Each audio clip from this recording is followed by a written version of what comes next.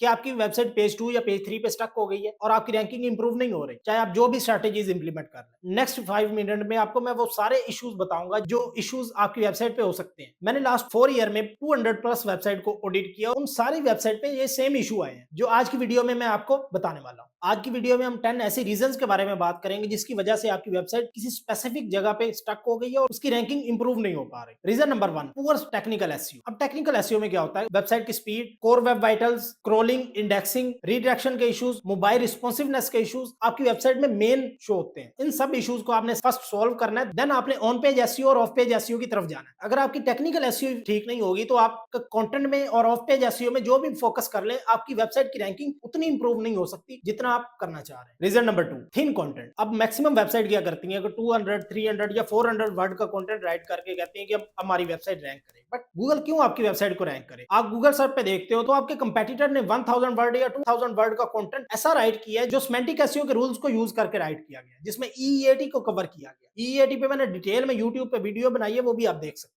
तो ये सारी चीजें आपने मस्ट इंप्लीमेंट करनी है। आपका कंटेंट हाई क्वालिटी हो और आप अपने कंपेटिटर को एनालिसिस करके देखें कि उस कंपेटिटर ने आपके ने कितना कंटेंट राइट किया। अगर उसने 1000 वर्ड का कंटेंट राइट किया तो आपको भी ऑलमोस्ट 800 टू 1000 वर्ड का कंटेंट राइट करना चाहिए। अगर आप लो क्वालिटी कंटेंट या थिन कंटेंट राइट करेंगे तो गूगल आपको कभी भी फर्स्ट पेज पे रैंक नहीं करेगा। Reason number 3, wrong search intent targeting. आप अगर सर्च इंटेंट पे फोकस नहीं करेंगे तो आप कभी भी अपने लीड्स और सेल्स इंक्रीज नहीं कर पाएंगे। कि आप यूजर से क्या करवाना चाहते हैं? आप यूजर को प्रॉब्लम का सॉल्यूशन प्रोवाइड करना चाह रहे हैं, यूजर को अपनी प्रोडक्ट सेल करना चाह रहे हैं, क्या करना चाह रहे हैं? इसमें 4 टाइप ऑफ सर्च इंटेंट है: transactional intent, navigational intent, commercial intent, informational intent. Informational intent में क्या होता है? इंफॉर्मेशनल इंटेंट में आप इंफॉर्मेशन प्रोवाइड करते हो अपनी प्रोडक्ट या सर्विस के बारे में, देन यूजर को एजुकेट करके आप लीड्स की तरफ लेके आते हो। देन ट्रांजैक्शनल इंटेंट में आप अपने लैंडिंग पेजेस पे ये कीवर्ड्स यूज करते हो और अपनी सर्विस को डिस्क्राइब करते हो ताकि यूजर इजीली आपकी सर्विस को बाय करे। कमर्शियल इंटेंट कीवर्ड में भी आप इन्हीं स्ट्रेटेजीज को इंप्लीमेंट करते हो, उनको भी आप लैंडिंग पेजेस में मैक्सिमम टाइम यूज करके अपनी लीड्स और सेल्स को इंक्रीज करते। इसके अलावा कमर्शियल इंटेंट ई कॉमर्स में आपके ब्लॉग पोस्ट में भी यूज होता है। कंपैरिजन पोस्ट होगी, बेस्ट पोस्ट होगी, जैसे कि बेस्ट हेडफोन इन 2026, इस तरह की blog post. Then navigational branded keyword होते हैं जैसे कि एप्पल, माइक्रोसॉफ्ट, ये एक ब्रांडेड कीवर्ड है। Reason number 4, weak backlink profile. अगर आप बैकलिंक्स पे फोकस नहीं करेंगे या स्पैमी बैकलिंक्स पे फोकस करेंगे तो आपकी वेबसाइट कभी भी रैंक नहीं हो पाएगी। आपको मस्ट हाई क्वालिटी निश रेलेवेंट कॉन्टेक्चुअल बैकलिंक चाहिए हो किसी भी कंटेंट पे, जैसे कि ब्लॉग पोस्ट से बैकलिंक आपको मिल रहा हो, लिंक इंसर्शन आप करवा रहे हो, तो ये सारी चीजें आपको मस्ट चाहिए होंगी लॉन्ग टर्म रैंकिंग में, और आप फर्स्ट पेज पे भी तो ही रैंक कर सकते हैं। Reason number 5, keyword cannibalization. Keyword cannibalization एक मेन इशू है जो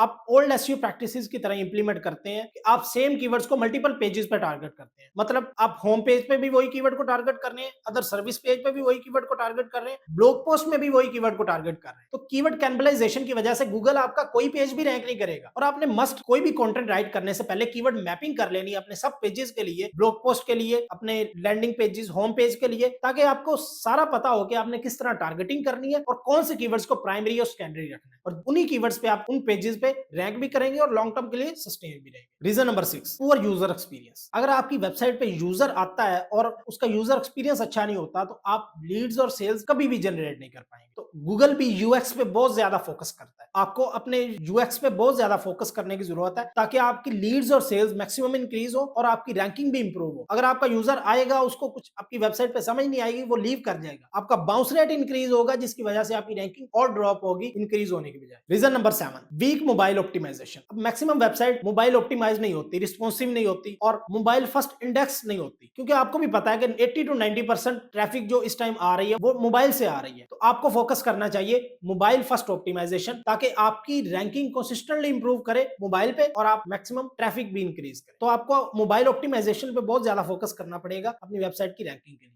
reason number 8, missing schema markup. अब आपको स्कीमा मार्कअप पे भी बहुत ज्यादा फोकस करना पड़ेगा अपनी वेबसाइट के रिलेटेड। अगर आपका लोकल बिजनेस है तो local business schema, organizational schema, reviews schema. अगर आप ब्लॉग पोस्ट राइट कर रहे हैं तो ब्लॉग पोस्ट आर्टिकल स्कीमा, और इसके अलावा ई कॉमर्स के रिलेटेड प्रोडक्ट स्कीमा और बहुत से रेलिवेंट एफएक्यू स्कीमा भी इंप्लीमेंट हो सकते हैं। तो ये चीजें आपको मस्ट इंक्लूड करनी पड़ेगी। इसकी वजह से भी आपको रिच स्निपेट में, पीपल आल्सो आस्क में और बहुत से फीचर्ड सेक्शन में आपकी रैंकिंग इंप्रूव हो सकती है और आप मैक्सिमम लीड्स और सेल्स जनरेट कर सकते हैं। रीजन नंबर 9, ये एक मेन रीजन है जिसकी वजह से बहुत सी वेबसाइट रैंक नहीं करती और आपकी वेबसाइट एक जगह पे स्टक होती है। Poor internal linking. आपने वेबसाइट को इंटरनल लिंक करना है तो डिस्क्रिप्टिव एंकर टेक्स्ट के साथ इंटरनल लिंक करना है। और मैक्सिमम वेबसाइट तो इंटरनल लिंक भी नहीं करती, वो ऑर्फन पेज ही रहने देती, जिसकी वजह से आपकी क्रॉलिंग और इंडेक्सिंग भी नहीं होती और गूगल आपकी वेबसाइट की स्ट्रक्चर को भी नहीं समझ पाता। आपकी एक हिरार्की क्लियर होनी चाहिए, आपकी क्रॉलिंग और इंडेक्सिंग क्लियर होनी चाहिए, ताकि गूगल आपकी वेबसाइट की रैंकिंग को कंसिस्टेंटली इंप्रूव करे और एक स्ट्रक्चर को समझते हुए आपकी वेबसाइट को इजीली जान सके। और कभी भी आपने किसी रैंडम पेज को किसी रैंडम पेज के साथ कनेक्ट नहीं करना, आपने हमेशा डिस्क्रिप्टिव एंकर टेक्स्ट को यूज करना है रेलिवेंट पेज के साथ, तो आपकी टॉपिकल अथॉरिटी भी बिल्ड होगी और लॉन्ग टर्म के लिए आप सस्टेन भी रहेंगे। Reason number 10, no local SEO signal. अब बहुत से लोकल बिजनेस वेबसाइट तो बना लेते हैं बट जीएमबी पे या अपने नियर मी वाले कीवर्ड्स पे फोकस नहीं करते। अगर आप दुबई में सर्विस प्रोवाइड कर रहे हैं तो आपको नियर मी वाले कीवर्ड्स पे बहुत ज्यादा फोकस करना पड़ेगा, क्योंकि जो आपका बायर है वो नियर मी वाले कीवर्ड्स ही सर्च करेगा, जैसे cleaning service near me, moving service near me. तो ये इन कीवर्ड्स पे आपको अपनी जीएमबी पे